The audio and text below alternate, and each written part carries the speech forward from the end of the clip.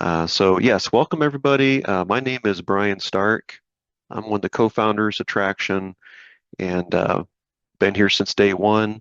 Our presenter today is Barbara Boyd. So she is our customer support manager, and she's going to be walking through today's topic, which is the integration of the Climate FieldView in John Deere Operations Center. So she's going to kind of walk you through all that. But before we get started, I've got a few things I wanted to cover, some housekeeping things. We'd love to have your participation. So down the bottom of your screen, you should have a toolbar that pops up where you can use the chat. There's also a Q&A button somewhere where you can post questions and we'll respond to you that way. The chat is great. We'll read the question out loud, but you can unmute yourself. I am turning that option off as we get started here this morning, but feel free to do that. I know Barbara will probably take a pause from time to time and just give you a chance to ask questions. But at the very end, we'll have some time there as well. And this meeting is being recorded. We will share this with everybody at some point today. Today's topic, the John Deere and climate integration, which impacts the field record side. You do have to have the Traction Plus or Traction Pro level. So for those of you who just have the Traction Basic, unfortunately, this feature is not in the basic level because basic doesn't really care about field record keeping at all. So those features would be in the Traction Plus or Traction Pro. So you do have to have one of those two tiers in order to do the things that we're showing today. And just to review the things that we will cover, Barbara's going to walk through the integration overview and how to set things up. When you do that the first time, you'll have a bunch of your farms and fields showing up into your Traction account. It'll be very important to get the crop year set right away. So setting the crops up for 2026. Then she'll go into the import queue and review what the import queue is all about. Do some matching in the import queue of products and things. How to show you how to remove those, delete them if you have some things in the import queue that maybe just needs to be cleaned out, is no longer needed, or to approve those tasks coming in. And then finally, if we have time, we'll cover the field profitability and kind of show you why we're even doing this in the first place and how all this stuff kind of comes together. So without further ado, I'll let Barbara Boyd take over. Perfect. Thanks, Brian. Appreciate it. Wanted to welcome everybody who did have the opportunity to join us. I know this is kind of a crazy time of year to be spending on a webinar, so I really appreciate those who can join. As Brian said, for those who couldn't join but still signed up, there will be a recording, and that recording will go out to everybody. To give you a little bit of an introduction on myself, I'm Barbara Boyd. I am on our customer support team. I joined Traction. I've been with Traction for about 5 years now. I originally came from a small farm in Wisconsin, went to school in Minnesota, joined the ag chem industry, moved to various locations, Nebraska, Kansas City, New York, New Jersey, North Carolina, back to Wisconsin, and then finally ended up with my family in Georgia. So that's where I'm currently based out of, is Georgia. And really excited to be talking to you about our machine integration. So we've got Climate and John Deere. Really want to talk about how those can help in terms of getting that machine data into Traction to help with that operation level profitability, to see where those expenses are going on the fields, and then to the revenue that's coming back to the field. So with that, I'm going to get started into the actual integration. So I know I see some familiar names here that probably are already integrated with John Deere or Climate, and that's great. Bear with me a little bit because I do want to, for those who are just getting started with Traction, I do kind of want to go through the integration a little bit and talk through how to integrate and what that looks like and what that does. So for those who are brand new and getting started, And two, please feel free to ask questions, stop me at any point if you do want to get into further details, things like that. I'm happy to do that. I tend to talk a little bit fast. I'm a little hopped up on caffeine, so just slow me down if I need to. So getting started with traction in the integrations, you'll go down to your tools and your integrations. We have several integrations. For machine data, it is John Deere and Climate. What you're going to be asked is, do you want to connect? And then, of course, I'm going to start with John Deere. So for John Deere, you're going to go ahead, say, I want to connect. You're going to put your credentials in, and then you're going to see a screen like this. What's important about this screen is for John Deere, you do want to select the organizations that you want data to come in for. So in this case, I only have one organization, and that's the demo farms, and it is checked. And then you'll go ahead and save. This is probably a more important screen inside of Traction to make sure we're getting the data that you want back into Traction. And so with that, the way that we present this is you've got the option, if John Deere has your source of truth boundaries, you can go ahead and import those fields. You do want to select a grower. In this case, I've added demo farms as my grower. So I want all my farms and fields to go under that demo farms grower. Now, the reason I mention this is because Traction does allow you to bring in boundaries from other sources. And in that case, you'd want to toggle that off because you don't want your John Deere boundaries on top of the boundaries that you consider your source of truth. So we give you that option as to where you want your boundaries to come in from. And these will build out your farms and fields. The next for John Deere is that we can bring in equipment from John Deere. So this is the machines that are entered in John Deere. You toggle this on, we'll bring that information into your equipment area and your resources. The next one is importing historic log data. So we default this on, and we're going to say the beginning of the year. But with this, you can also go back as far as 1 year. So if you, let's say we did some fall fertilizer applications for the 2026 crop, I can say go back to the fall and start pulling that data and bringing that in.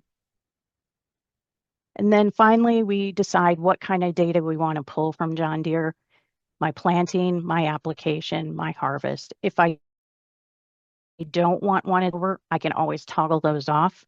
And then finally, I save. Climate is not going to be much different, but there are some nuances to climate as well. Again, you're going to get that connect window. You're going to go ahead and put in your user credentials, and then you're going to go ahead and tell Climate, yes, allow the data to come over. In here, you'll notice it's very similar to that other screen. The only thing missing is the machine data. So for equipment, as long as Climate's presenting that in the data that we're receiving, we'll go ahead and enter that machine data. It just depends on how Climate's presenting that data. And then, of course, you'll go ahead and choose what type of data you want to bring over. Now, that being said, we can bring over both John Deere and Climate.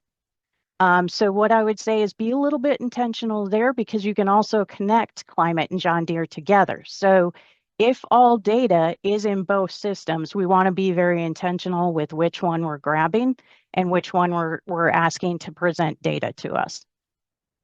The other thing too is I can link both of them up, but maybe I want only my planting data out of Climate, and maybe I just want application and harvest out of John Deere. So then I would start using those toggles and just say, okay, I just want the planting from Climate. I just want application and harvest from John Deere, whatever that looks like for you.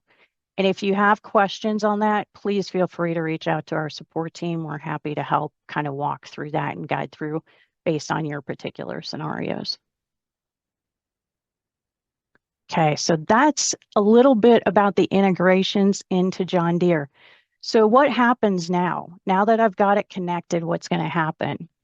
So one of the things you'll see is for fields and for equipment, those tend to come in fairly quickly. So like within a couple hours, you'll probably see that information building out in your account. The event data is going to take a little bit longer, because what's happening is that data is all being processed, summarized, and then loaded into Traction. So we ask that you give us about 48 hours for that data to start coming into traction. So that gives us a little bit of time. What should I be doing in that time to get ready for that data to come over? So hang in here a minute. I'm going to switch screens.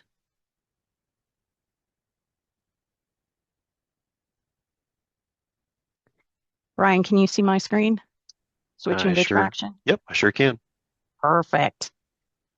So what I would recommend as we start switching into traction, what can we do to get ready for this data coming over? Probably the two most important things is one, make sure I've got my crops ready to go for the season. What crops am I going to be planting and harvesting? The next would be our crop years. So why are crop years important? Well, for those of you who have been in the system for a little bit, you'll notice until I have a crop year, one, I can't allocate expenses or revenue to those fields until I get that crop year set up. And then the other thing is being able to put field records to those fields. So I want to make sure that I've got that component set up, and we'll go through that. And then finally, it's always helpful and it can kind of save some clicks if you have time to go ahead and really focus in on that resources section of your Traction account. So as I'm working through this, okay, I've got crops, inputs. What am I going to be planting? What seed varieties? What chemicals am I going to be using? What fertilizers am I going to be using?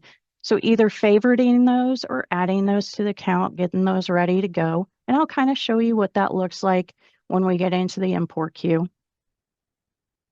Equipment. Do I have all my equipment? John Deere brought me my machines, but now maybe I need to add my planter. Maybe I need to add some other pieces of equipment in there beside the machines. Personnel, if I want to add an operator to my field records, I'm going to add some personnel in there. Storage is going to become important when I start doing the harvest records because I'm going to put those into a storage location, whatever that looks like. And then finally, land agreements. And so for land agreements, just for those of you kind of new to Traction, has been updated here recently. So for land agreements, those are now crop year specific. And it used to be when I put in a land agreement, it would only go forward from that time frame. So for field events that were entered, it would go forward on those field events, but it wouldn't go back. And so now it will do it specific to the crop year, and I can tell it to apply to all the field records that apply in that crop year. So that's an exciting change from our engineering team. So play around with that. So as we get started, we'll go ahead and we'll answer questions here shortly. So as we get started, we'll go ahead and jump into crops. So for your crops, what we're going to do to add a crop is real easy. You just go over here. It's going to have a list, USDA list of all your crops, and you can just start typing one or selecting one and adding that in. And what that does is you'll see like this canola is a crop. The corn grain is a crop. But then what we need to make sure we have is the harvest products underneath. So in the example of corn, you can see, well, while I plant corn, I may harvest it as silage, I may harvest it as grain. So maybe I want both harvest products in there. So in the case of this cotton, I don't have a harvest product. I need to make sure I have one in order to do it for my crop years. And so for this, I'll go ahead in the harvest products, it will default to the name of the crop. I can leave that or I can change that. And then, if it had target moisture, I could go ahead and set that up like corn. My revenue account. So you'll want to make sure wherever your sales are going, they're in there. And then of course a unit. So, in the case of cotton, maybe I want it to be bales at 500 pounds, things like that. I can go ahead and set that up. Corn, bushels, how many pounds, I can set that up. Down here, I can do pricing. And so that's a default price. What that does is that's kind of an initial price as you're bringing in those field records. Now, when you do the sales, that replaces that with an actual price depending on your sales. Brian, did you want me to stop and kind of address some questions, or are you? Yeah, I think once you get past this screen, maybe we'll touch on Tom's question there in the queue. Okay, perfect. Okay, so once you've got your crops set in, then we can move over to the crop years. And again, why these are important to set up is they will be pulling the allocations when you're in your account register and you want to allocate a certain expense to a field. This is when those fields start to pop in, is by having a harvest product on those fields, a crop zone on those fields. If you're in field records and you want to manually enter a field record, once you start adding these crop years in, that's when those become available for field records. So how do I go ahead and set up my crop years? You can see for 2026, I've already got some crops designated on these fields. But you can also switch if I needed to put in some crops and get ready for the 2027 crop year, we can go ahead and do that and just get those added in there. You can also see historically what you've done. There's also a button down here that says show crop history. So you can see those historical, oh, okay, let's side by side, what have I done historically for my crop years? So we'll turn that off. Let's go ahead and set up. I want to get this field up here. So I'm going to toggle on the edit. For me, what I do is I focus on this harvest product, and that will go ahead and fill in my zone at that point. So I come over here, and the harvest product is going to be the second option. So I'm going to tell it that it's corn, and it goes ahead and adds that and toggles it on that it's in production. What does that in production mean? So let's go down here to an empty one and we'll kind of talk about that. So let's say one of my fields is split. Maybe it's soybeans, it's going to be soybeans right now, or maybe it's wheat right now, and it's going to be moving to soybeans. So if it's wheat right now, we can say, okay, it is wheat. And then I'm going to come over here to the copy, and I'm going to add another row because this is going to be switching to soybeans. So I come down here and add it. So my wheat is currently in production. My soybeans are not. So when I get done with the field records that are going to be for the wheat and I'm getting ready to switch to soybeans, I can turn off the wheat and I can turn the soybeans on for production. What this does in the system is as that soybean data is coming in, it'll choose that soybean crop zone as opposed to choosing the wheat. Now, if you don't get it switched, that's okay. You still have that option when you're going into those records to switch that crop zone. So, any questions on crop zones before we jump into the import queue? I've not seen any questions, Barbara, but we do have a question regarding that resource area that you mentioned, like setting up your inputs and your equipment, getting things kind of ready for the import queue step, which is what you're going to tackle next. How much of the resource type data comes across from John Deere Operations Center as far as like inputs, equipment, operators?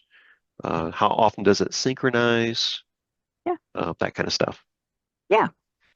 So great point, Brian. Probably helpful to see how that's coming through in the import queue.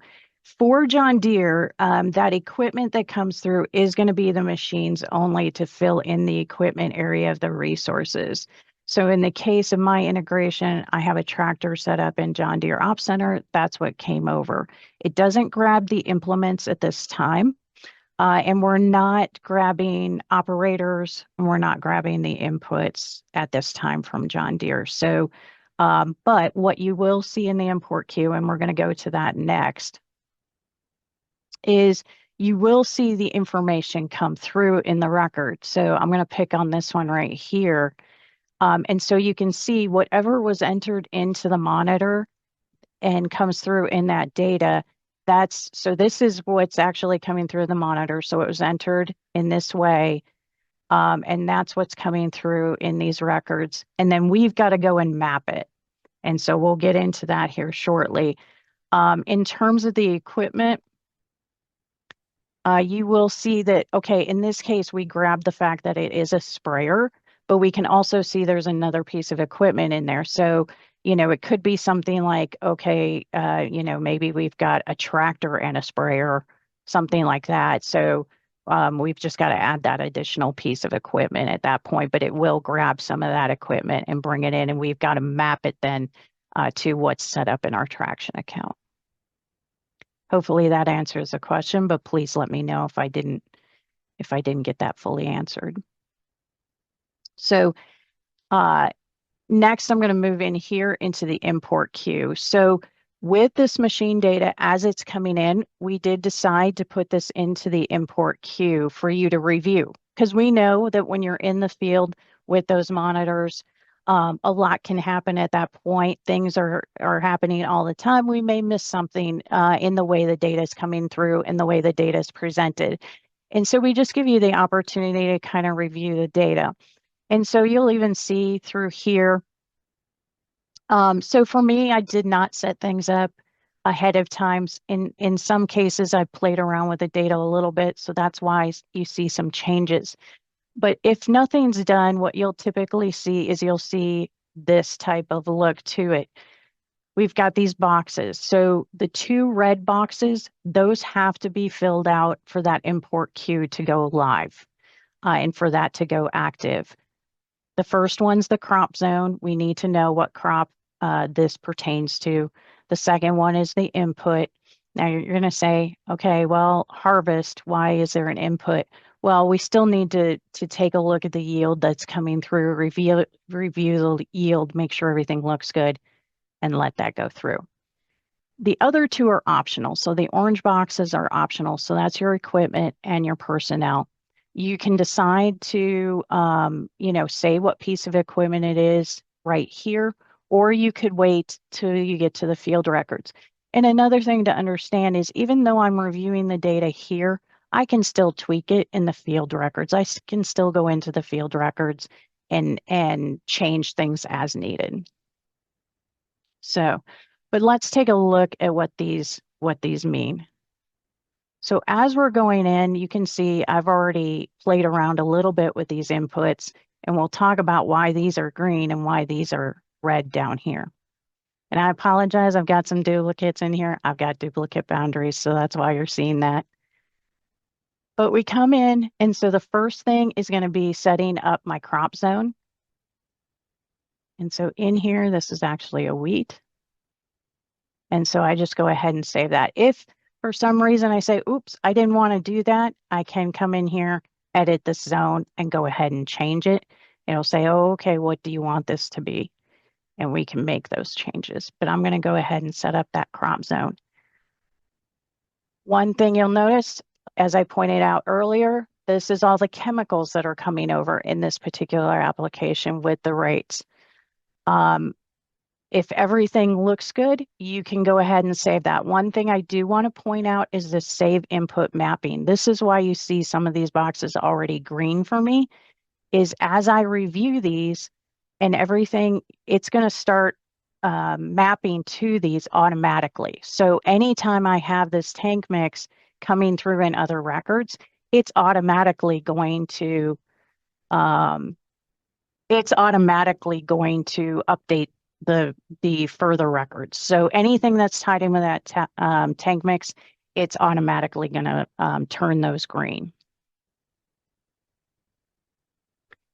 So if I like this, I don't want to bring in equipment, I can go ahead and save it at this point. You can see I've got the green import button. If I want to go ahead and say, oh, okay, well, let's add my tractor onto this. If I want to add personnel, and then I'm ready to import. So I did see a question about crop zones.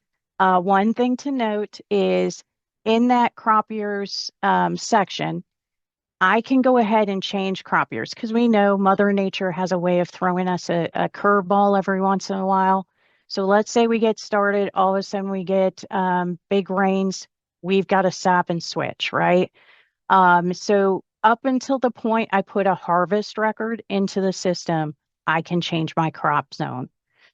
So if I've got it set to corn and I need to switch it to soybeans, I can go ahead and switch it to soybeans until I put a harvest record in. Once I put a harvest record in, that kind of locks things down and we can't change the crop zones at that point. Good question. All right, so if I'm ready to go, so I've moved that over to field records. So as we go, we just kind of review and we move those into our field records area. I'm going to quick switch this one to wheat, save that, import it. Okay, and you'll just keep going through those. Now, for these duplicates, clearly I have some duplicates. If I don't want those coming in, what I can do is I can come over here, or for whatever reason, this record, I manually entered a record instead, so I don't need this one. I can come over here and always archive this record. Now, we can't get these back, but if you do have a situation, just let us know and we can bring that back. Okay. Question, integration doesn't work with non-Deere monitors or Raven doesn't integrate. Okay. Yeah, at this point, we are integrated APIs with John Deere and with Climate. I'm not sure how Raven does going into Ops Center or if that's an option for you or Climate. I don't think it works with Climate, but possibly with John Deere. So I don't know if that's an option or what kind of Raven monitor you have, if that would work with John Deere. But for right now, yes, our integrations are with John Deere and with Climate. Yeah, I've seen that not work with Climate too, unfortunately, for Raven. So, okay. So in this case, I've been focused in a little bit on the application. Obviously, we can go to seeding. We've got these set up. Seeding is just going to be what variety did you use. So let's come down here to one that I don't have set up. Obviously, I want to get that switched to wheat. And then, because I've already used that variety in other records, it automatically goes green for the variety. And so we'll just go ahead and add my planter.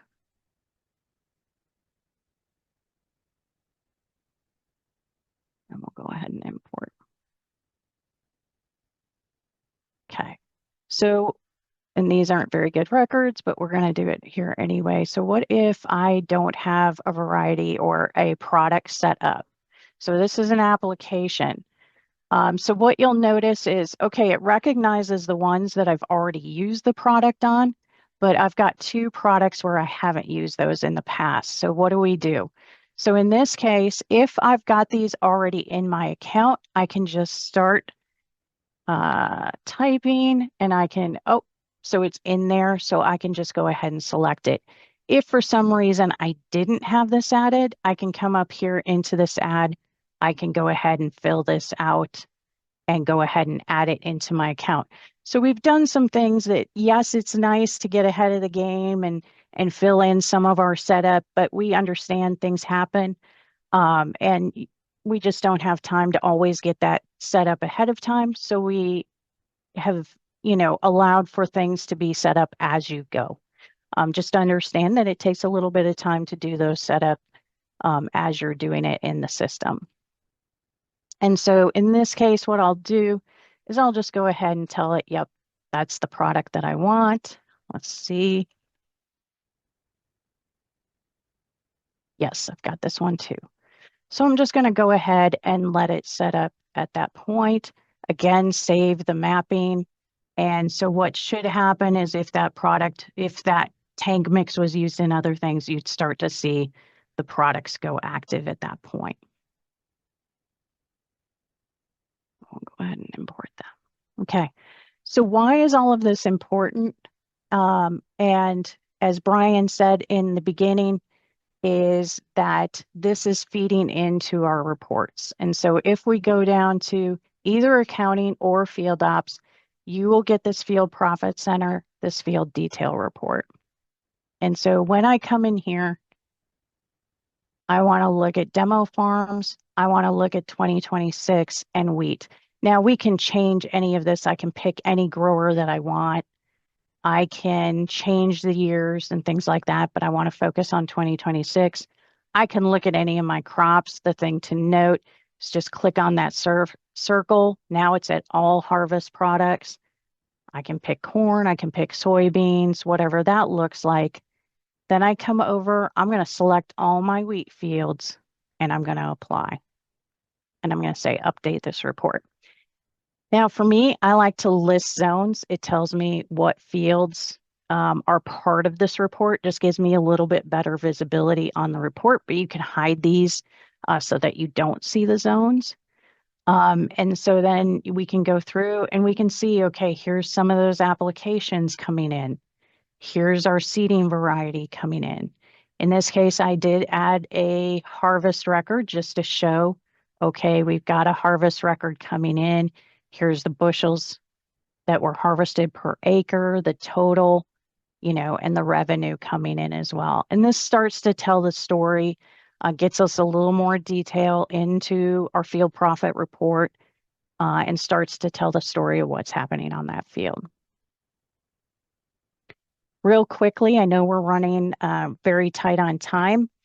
I did want to also talk about the field or our Traction mobile app. So for some of you, you're like, well, it'd be really handy if I could do this on my phone, if I could do this on an app. So we do have the Traction mobile app where you get the import queue in there. What's nice about that is you'll get some additional functionality in terms of filters. So I could say, okay, I just want to look at this particular farm, and you could just focus in on those particular records to bring those into the import queue. It's very similar to the import queue. You'll still go through and review your records and import those in.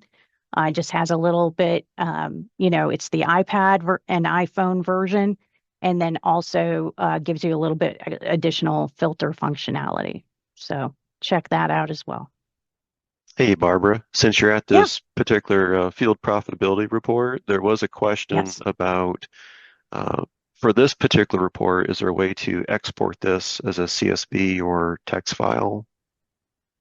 Great question. So unfortunately with this report, it's not CSV, but it is print, and I can do it as a PDF. I can just either print it out or save it as a PDF version.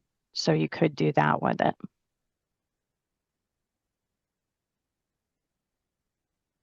Great question. We do have requests to get this into maybe a text file. So if you're one of those people out there, let us know. You can type that in the chat if that's something that you'd like to see us do in the future. We do track feature requests. So everything that we do, we always try to keep improving the product for you. So let us know if there's any things like that you'd like to see to be changed. Michael, I did see you say manual transactions from the app would be nice. Agree, and it's something our team is looking at. So good call out.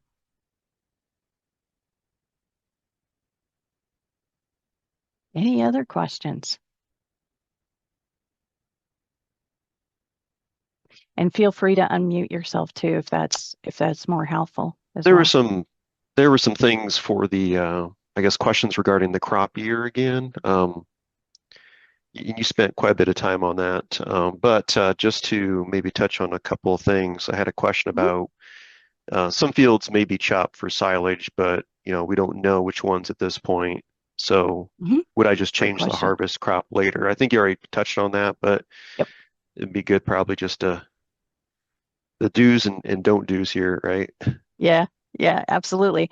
So great question, because corn, you're going to plant probably the same varieties going in. You're probably using some of the same products. It's just at harvest time, it's going to be a little bit different, price probably different. And if you want to keep those separate, anything going up until that harvest, you can go ahead and just switch it in the crop years. So in this case, I could switch this now to corn silage.